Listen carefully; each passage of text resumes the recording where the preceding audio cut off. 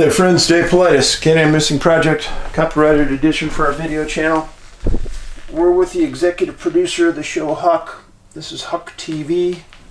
She's being a really good girl today. She loves being in here with Dad. Back scratches, tummy rubs, everything. She loves it all. Oh, stretch that leg out. Oh yeah, that feels so good, yeah. Hey, you're a good girl. You're a good girl. You're a good girl. Oh, you're a good girl. Yes. Yes, a good girl. You're a good puppy. All right. So this is a missing person segment with a little added extra something else.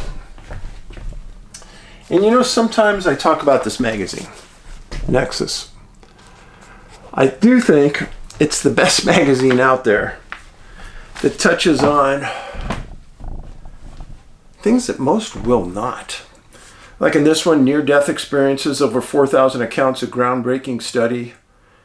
The occult, Nikola Tesla, health implications from widespread vaccine shedding, Special Forces soldier retrieve crash, tomb robbers from the treasures of Khufu, and what I'm going to talk to you about today, which I found fascinating, is Ukraine military pilots say it is too dangerous to report UFOs. Ukraine military pilots. Read you a little bit of this article. Censorship and fear on UFOs. In 2010, several Ukrainian pilots who had previously served in the Soviet Air Force revealed very interesting details about secrecy, fear, and censorship surrounding the subject of what we call UFOs. After years of research, I find that such secrecy is prevalent in other armies too, not only those of the totalitarian states. Such revelations are important and historic, in essence, because of the passage of time we lose eyewitnesses to one of the most important mysterious phenomena on our planet. Those who had interviewed Ukrainian pilots back in 2020 for the newspaper Rivne Post mentioned that it's hard to believe, but many recently pilots were restricted, forbidden to talk about unidentified objects. There was even an instructional memo which clearly suggested what should and what should not be done in case of, example, UFO detection. Actually, then in the late 70s, there was not even such a term as a UFO, a pilot said. The memo determined the order of actions to do when encountering anomalous behavior. And it was noted, do not come in contact with the object, do not show initiatives for approach, do not succumb to provocations, stop radio communication, and continue to calmly perform your task. Years ago, I went to a UFO conference, and there was a major from the Air Force. And he said in the early days in the U.S. would send fighters up to intercept these things. And he said almost every time, if the fighter was armed, it never came back. And he says there are many, many examples of this. I covered one of those in a video here about a fighter that took off over a supposed UFO over Lake Superior. Canada called the U.S. to have a fighter intercept it. It never came back. It was never found. Yeah, it's right here on our channel. You could watch it. But this was pretty common. It says sightings by non-military pilots. Not only military pilots talked about this, according to the Ukrainian newspaper Sugodonya. Once in 1972, we were flying to Omsk, and somewhere beyond the Urals, we noticed a bright object moving north in the sky, revealed famous pilot Boris Kochuro. Personal pilot for Vladimir Shubinitsky. The crew of the Tu-104, the aircraft coming towards them, also saw this object, and like them, reported to the ground control. If it was seen by both crews, and this is not 2 people, but 8, then this could not have been imagined by all of them, but the dispatcher replied that there was nothing on radar.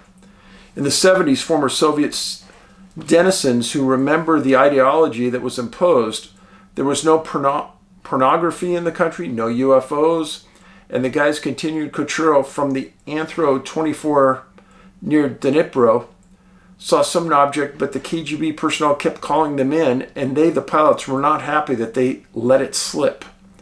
Former space technology test pilot Oleg Prus noted, pilots who witnessed UFOs risked losing their jobs. They were sent for a medical examination, diagnosed with recognized mental abnormalities, and dismissed. People hid the truth, fearing for the future. Let me stop here for a second. How much different is the reality for Western or other pilots? They see what we call UFOs in the sky around them, but are afraid to report it for similar reasons. And you see, that's how they keep the UFO issue not talked about. This was a good one. Other strange and rare phenomena. In addition to UFOs, pilots also observed rare natural phenomena in the sky. A veteran of Ukrainian aviation said that once his AN-10 on the approach to the city of Adler almost touched the wing of a powerful water tornado. It rose 50 meters away from us, and if it had been any closer, it would be the end. And there were 112 passengers on board. The experienced pilot recalled how a Tu-134 on duty from Nobrivis got into a turbulence of clear sky phenomena. Night. The stars clearly visible, everything seems to be quiet, and the plane shakes so much that it won't for long last. The unique phenomena was twice noticed by Boeing Commander Alexander Ignatieff. The so-called silvery clouds appeared only at sunrise. That's all I'll read to you today, but the point being is that it's a fascinating magazine, great stories, and that has always bothered me.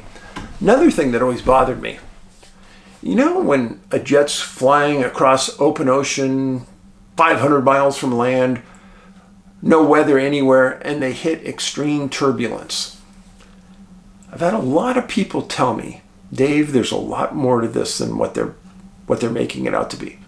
Nobody talks about it, except that people were injured in the sky and there was clear air turbulence. A lot of people have said that there's some type of phenomenon taking place, whether it's a UFO going straight up out of the ocean and sucking air as it goes, they don't know. Whether they're flying into a portal, a dimensional shift, something. But I've had one talk with a physicist specifically said, Dave, there's more to this, and we're looking at it hard. All right, thank you. Let's get on to the stories. First case, very recent, like days old. A man named Michael Moore, 71 years old, missing August 18th this year. Hometown, he lived in the area of Grass Valley, California. Grass Valley, just outside of Sacramento, east of Sacramento, just as you're going towards Lake Tahoe. On August 16th, Michael and his dog, Sadie. This is Michael's driver's license photo and his dog, Sadie. Went into the U.S. Forest Service office in Tuolumne County, California. Told the rangers that he was going to hike into the immigrant wilderness area and specifically headed for Powell Lake. He went into the office because when you go into wilderness areas and you're going to spend the night, you need a wilderness permit. He asked for a 15-day permit, so he was going to be back there a couple weeks with his dog. Well, there's no approval process for this. You just get it. Well, he got the permit. Now, what are permits are for? A lot of people think, oh, you get a wilderness permit, they're going to check and make sure that I'm out in 15 days. No, they're not. Most of these wilderness permits are never, ever looked at until the following season, like fall, winter. And they're only used for seeing how much of a load there is on an area. How many people go to Powell Lake in the summer? How much deterioration there is of the environment, how much wood's burned, etc. It has nothing to do with saving your life. Well, Michael talked to him, they saw his dog, he got the permit, and he drove his silver Toyota Corolla to the Gianelli trailhead that led to Powell Lake. He was at the right spot. Now, Michael wasn't a big man. He wasn't overweight. Everyone thought at the Forest Service thought, yeah, he's going to make it, no problem. He looked in shape. He had long hair and a beard. After he parked his car at the trailhead, leaving the Forest Service, nobody saw him. So he parks at the trailhead on the 16th of August after he gets the permit. August 17th, hunters found Michael's dog, Sadie. They found Sadie walking on a trail west of where the car was parked, which would have been in the opposite direction that he should have been heading to Powell Lake. Now this goes to show you how many good people are out there. Now, hunters are out there, they got a reasonable amount of time to hunt and get their game, and I don't know who these people were, but they deserve to be I'd buy them a meal. They took Sadie and they took her back to the Forest Service office. They realized that she was out there on her own, needed help. They went out of their way to help. Well, the people at the office realized whose dog that was. They thought it was odd. Well, that was near the end of the day on the 16th. I'm sorry, on the 17th. On the 18th, they went out and they found Michael's backpack in the same general area of the dog, west of the car, off a trail, in very rough terrain. Okay, so let's stop there. There's no reason for Michael to be off trail.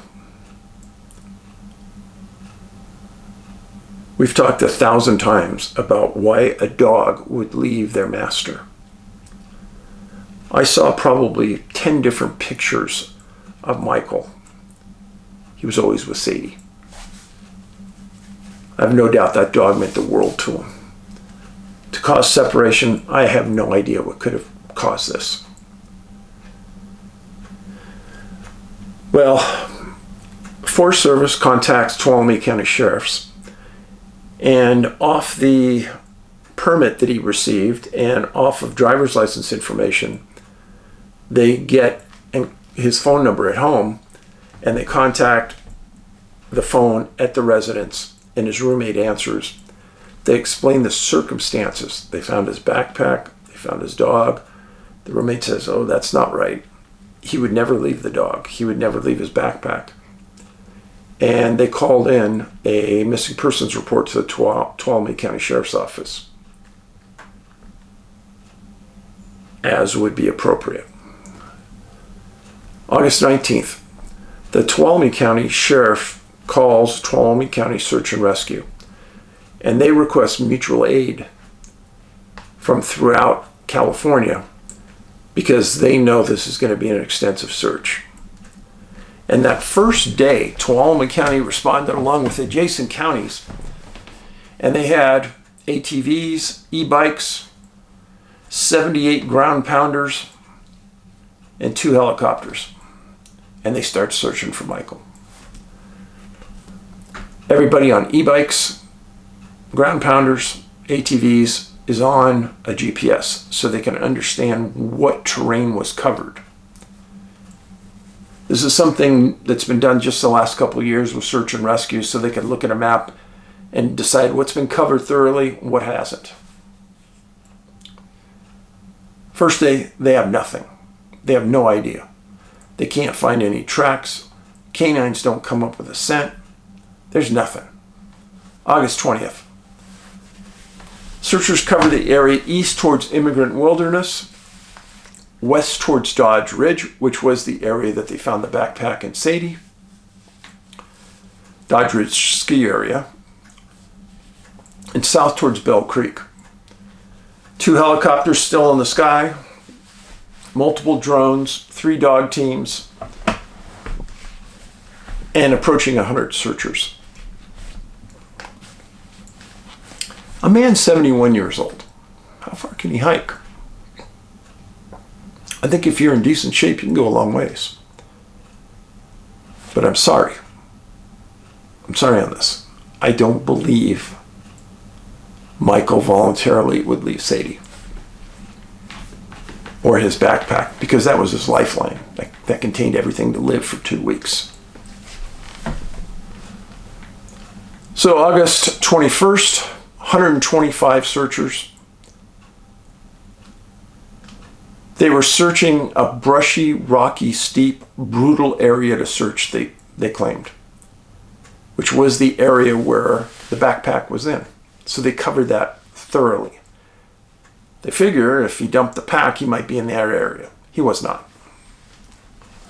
August 22nd to the 25th, resources and people arrive from, get this, kid, friends, you won't believe this. Start counting. Tuolumne County, Madera County, Santa Clara County, Yolo County, Stanislaus County, Amador County, El Dorado County, San Mateo County, Calaveras County, Marin County, Yosemite Search and Rescue, California Dog Rescue Association, and more. The response was huge. And again, they split up the area, searched it in grids with GPS. They were thorough.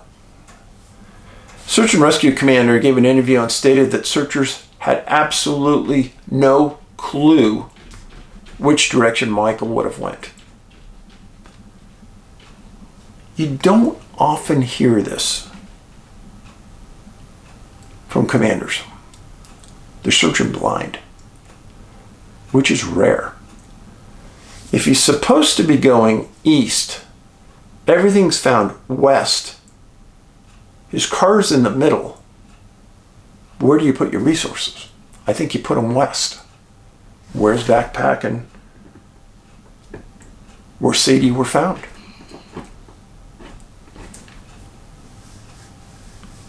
No scent trail, no tracks, no witnesses saw him on the trail. Now, remember, there were hunters in the area that saw Sadie. But to me, the oddity here, no scent trail, no tracks, and no witnesses saw him anywhere. Witnesses saw the dog. Why wouldn't they have seen him if he was there? So this one's troubling. This location, let me show you on a map so you can appreciate this. So he parked his car at the Gianelli trailhead, which was the point to take off and go to Powell Lake. His equipment and Sadie were found towards Dodge Ridge Ski Resort, which is this direction. He would have taken off and gone this direction. He should have, but he didn't. Now, followers of mine who have read my books, watched my movies, this will make some sense to you. Donnell Vista. Right here. There's a cluster of missing people right there. Right there next to this lake and next to this 2-lane highway. And then you know what's up here, folks? In the middle of nowhere up in here, a little further out on the map. Do you know? If you watch Missing 411 The Hunted, you know. That's where Ron Moorhead's High Sierra camp was at, where he had more strangeness happen at that camp than anyone would ever believe. I went there for 8 days. I know. Very, very remote. I couldn't explain it. Very strange place. And not far from there is Yosemite National Park, the biggest cluster of missing people anywhere in the world. So yeah, we're on the fringes of it, right where I was talking.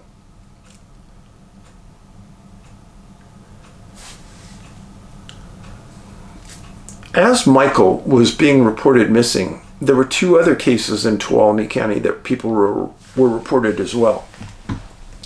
In both those instances, the people were found, but simultaneously strapping a small county like Tuolumne with 3 missing persons cases. That's heavy duty.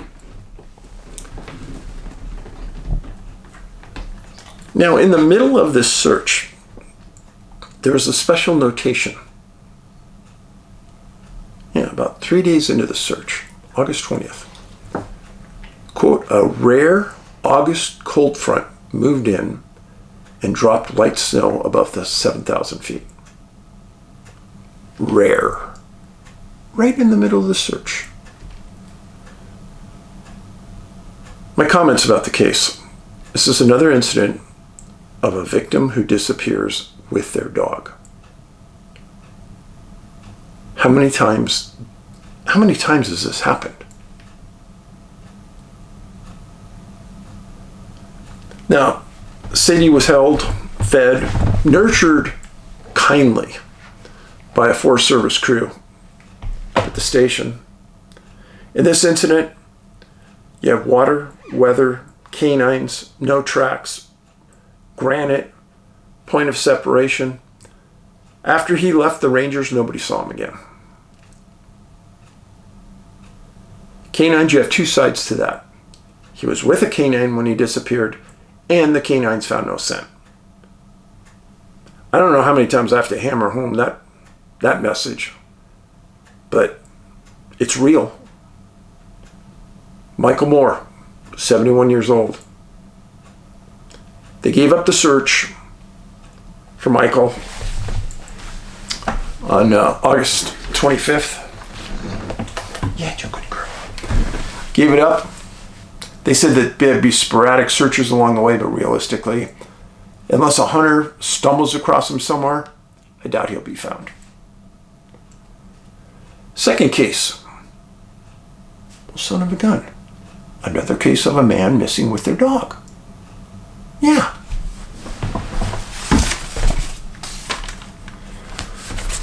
This is the man who's missing. Daniel Oberg went missing April 22nd, 2017, not that long ago. Reported missing by his father on April 25th. Hometown was Sweet Home, Oregon. Unusual case. This one's a little strange. Daniel enjoyed the outdoors. He had camped in the past. He had a Facebook page. Talked about spirituality, finding yourself. Interesting stuff. The last confirmed sighting of Daniel was at a Safeway store in Sweet Home, Oregon. He was exiting the Safeway with a friend of his that everyone knew, and they walked to his car, and there was a male inside that they couldn't identify that was with Daniel's 2 dogs. Let me explain that. In December 2016, Daniel's pit bull, that's his pit bull, had puppies. Dog's name was Misa, M-I-S-A. Had 10 puppies, 7 lived, and Daniel kept 1, a puppy named Coda. So he went everywhere with 2 dogs in his car, and that was a white Buick.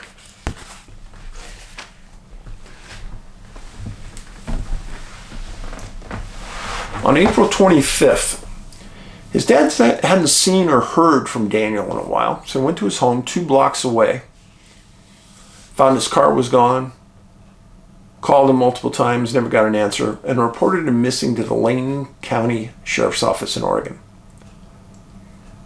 Reported his car also missing. Hours after reporting the car missing, the car was found at milepost 13 outside of Marcola, Oregon.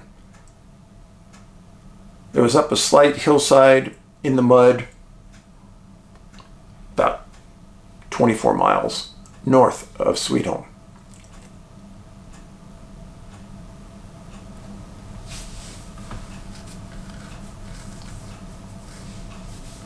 Now, the Lane County Sheriff's Office made a press release saying that Daniel went camping with friends and disappeared. Now, Daniel's father got online and said, no, that's not true. His camping gear was left at his house, but he left with his fishing gear. It's a pretty big mistake, and I'm not sure how that happened. Now, once they found the car, Lane County searchers put in ground pounders, canines, ATVs, and a helicopter covered the area around the car. Months later, there was a secondary search of a forested area that was private north of Marcola, but they found nothing.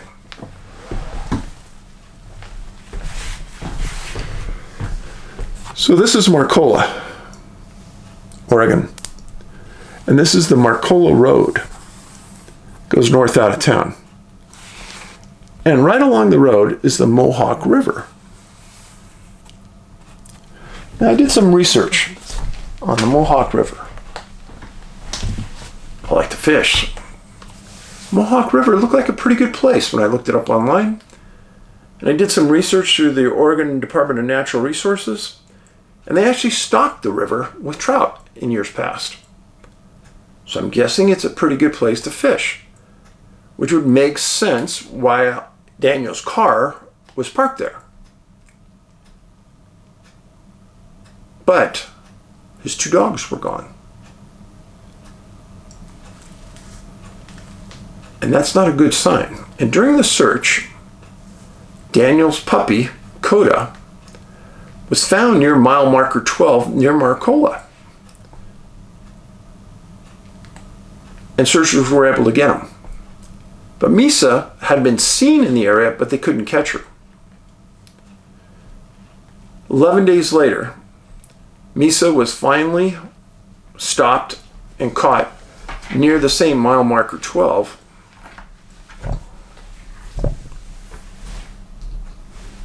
And was reunited with her pup.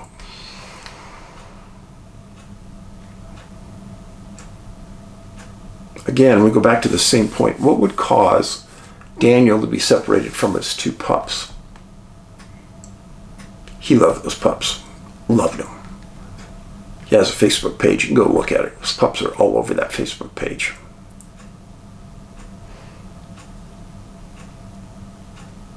There were rumors about this case, and they weren't good. It said that law enforcement had interviewed Daniel's friend. They never said what his friend indicated happened. And the sheriff's office never changed the status of the case to suspicious circumstances. Now, let me explain this. Somebody goes missing, and I'm the officer taking the report. And I think there might be foul play involved. I won't list it as a missing person. I'll list it as suspicious circumstances. So crimes against people and homicide will take a look at the case. You list it straight as a missing persons case, nobody will look at it except a missing persons investigator. Now this case, missing person, that's what it's listed as. There's no suspects in the case. Case is classified as missing. Okay. Now, after he went missing, after Daniel went missing, again, they searched an area they couldn't search for some reason while they were originally out there. This is months and months after he disappeared. They searched this forested area. They didn't find anything.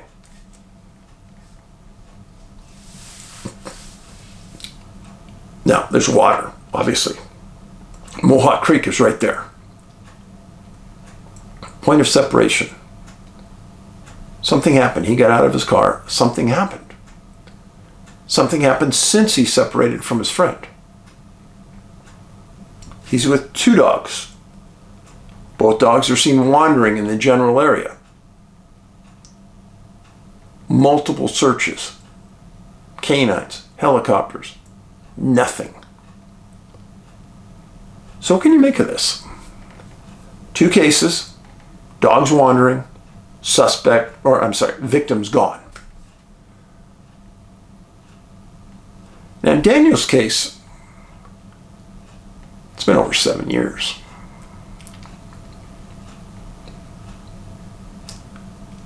I would think that the sheriff in Lane County during the previous 7 years should have walked canines, cadaver dogs, all up and down the Mohawk River in the area where that car was located. At least I would have if I was search and rescue. Remember, a cadaver dog can pick up scent miles away.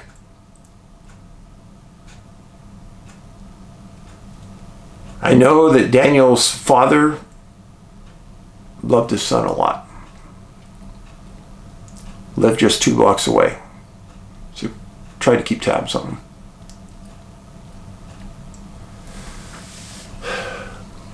Tough one. Tough one. If you live in Sweet Home, Oregon, keep your ears and eyes open. I think somebody knows something about this case. I'd be very interested to know what the friend has to say happened after they left that Safeway store. I'm not saying he did anything wrong. I'd just like to understand what he says happened after that. Did he go one way and Daniel went another? Did they all get in the car and drive somewhere together? If they did, where did they drive to?